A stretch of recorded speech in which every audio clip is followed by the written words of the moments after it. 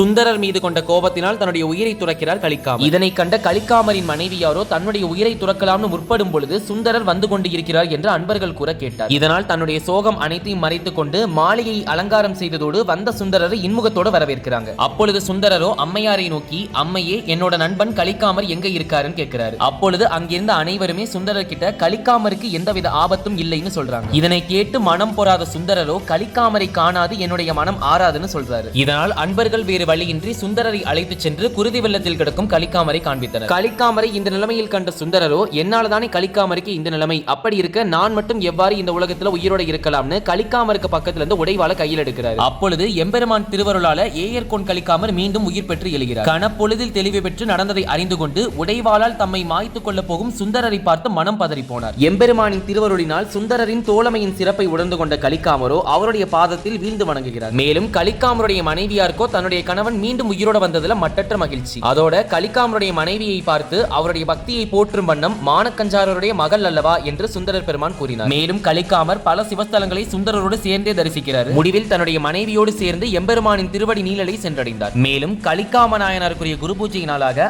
ஆனி மாதம் ரேவதி நட்சத்திரத்தை ரொம்ப விசேஷமா சொல்றாங்க. எனவே இத்துடன் ஏயர்கோன் கலிக்காம நாயனாருடைய வரலாறு முடிகிறது.